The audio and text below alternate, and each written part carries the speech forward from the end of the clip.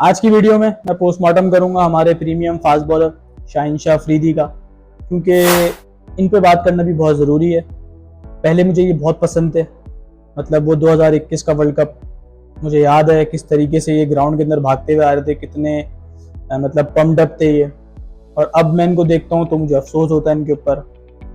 मतलब क्या वजह है कि इनका पेस 150 से उठकर 132, 130 या 128 पे आ चुका है। क्या वजह है कि इनकी फिटनेस के हमेशा इश्यूज रहते हैं। दिखता है, वो छुपाई जाती है, वो अलग बात है, लेकिन हम लोगों को नजर आ रही होती है कि इनके फिटनेस के इशू हैं, क्योंकि रन स्टेप बता देता है कि आप कितने फिट हो।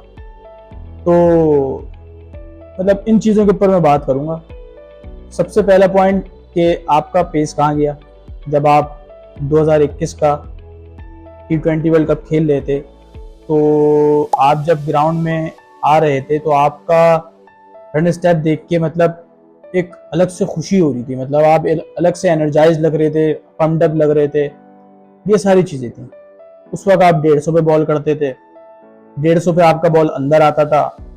और अब ऐसा लगता है कि आप एक ऑर्डिनरी बॉलर हो, एक एवरेज बॉलर हो, और पेस पता नहीं आपका कहाँ गया है।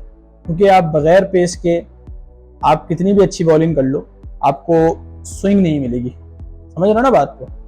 तो पेस के साथ स्विंग करना वो कमाल है। समझ रहे हो बात को। अगर आप पेस के बगैर स्विंग कर रहे हो, बैट्समैन को समझने का टाइम मिल जाएगा।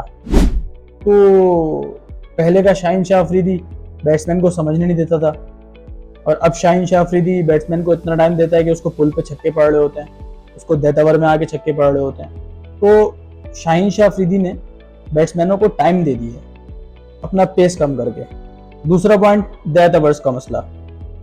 डेथ ओवर्स का मसला शाहीन शाह अफरीदी का पता नहीं कब से चलता हुआ आ रहा है। पूरे पाकिस्तान को पता होता है कि शाहीन शाह अफरीदी अगर आखिर में आएगा तो रन्स खाएगा।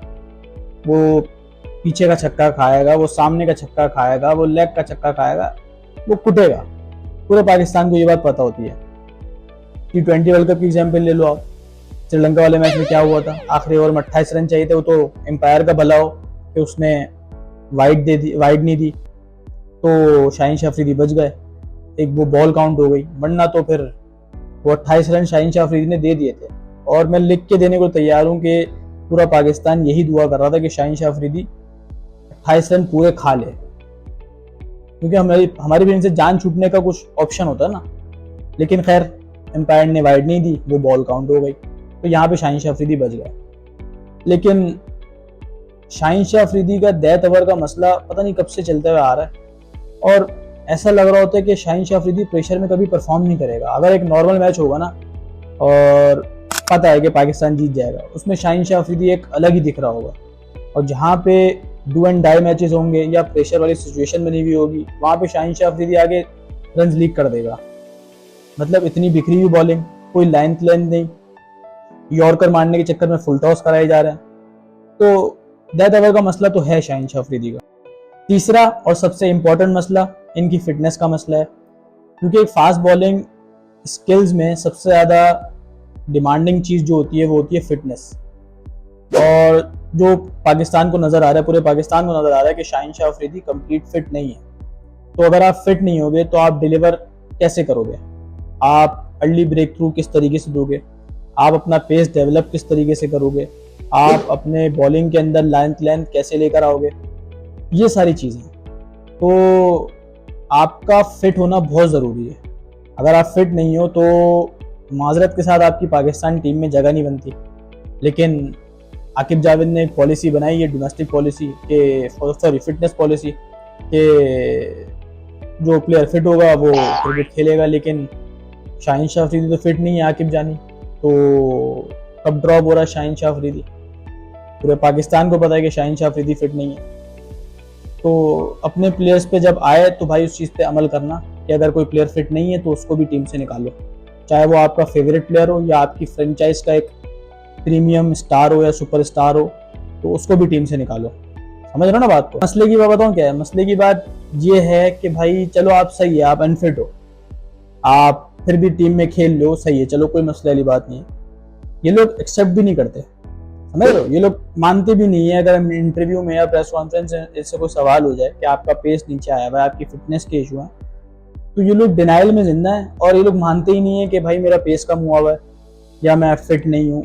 ये चीज़ें लोग मानते ही नहीं है। अगर कोई प्रॉब्लम है तो उसको एक्सेप्ट करने में कोई मसले वाली बात नहीं है भाई। उसको एक्सेप्ट करो और उसके ऊपर काम करो। आप अपने पेस के ऊपर काम करो, अपनी वेरिएशंस के ऊपर काम करो, अपनी लाइन प्लान के ऊपर काम करो, ये करो, फिटनेस के ऊपर काम करो। लेकिन डिनाइल में जिंदा है कि नहीं भाई मैं तो अभी भी बहुत बेहतरीन बॉलर हूँ और मुझे कोई छक्के नहीं मार सकता, मुझे कोई चौके नहीं मार सकता, मेरी फिटनेस बिल्कुल सही है। तो ये डिनाइल में जिंदा है। तो सबसे ज़्यादा आकिब जावेद के लिए ज़रूरी है कि अपने पसंदीदा प्लेयर्स को डिनाइल से निकालो। समझ रहे हो? इनको बता दो कि तुमने कितने सारे मैचेस हम लोग को हरवा दिए, तुम्हारे डेथ ओवर्स में आके किस तरीके से तुम्हारी मार पड़ती है, वो आकिब जावेद इनको बताओ। इनको दोबारा बैठ के वो मैचेस दिखाओ जो इनकी वजह से हम लोग मैचेस हारे हैं। समझ रहे हो ना? ये कुछ ज़्यादा पुराने पीछे नहीं जाओ, ये 2026 का श्रीलंका वाला मैच ही दिखा दो बस। समझ रहे हो ना बात को? तो इंडिया वाला मैच दिखा दो, पता नहीं उसमें भी कुटे ही थे, मेरे ख्याल मुझे याद नहीं आ रहा, कल 2 ओवर कराए थे उन्होंने शायद, तो उसमें भी कुटे थे। तो वाला मैच दिखा दो, कोई मसले वाली बात नहीं है। तो इनको डिनाइल से बाहर निकालो और इनको ना एक्सेप्टेंस की तरफ लेकर आओ कि आप अगर आपका पेस कम है तो आप मान लो, अगर आपकी फिटनेस के इशू हैं तो आप मानो। सही है ना? अपने फेवरेट प्लेयर से हट के थोड़ा सोच लो और इनके ऊपर काम कर लो ताकि हमारे लिए कुछ फ़ायदा हो जाए। इनकी फिटनेस के ऊपर काम कर लो, इनके पेस के ऊपर काम कर लो ताकि हमें कुछ फ़ायदा मिल सके। ज़रूरी है, पाकिस्तान क्रिकेट के लिए ज़रूरी है, क्योंकि आप इनको ड्रॉप तो करेंगे नहीं, फेवरेट प्लेयर हैं। तो आप इनकी फिटनेस के ऊपर काम कर लो या पेस के ऊपर काम कर लो। समझ लो ना बात को? बस ये कर लो।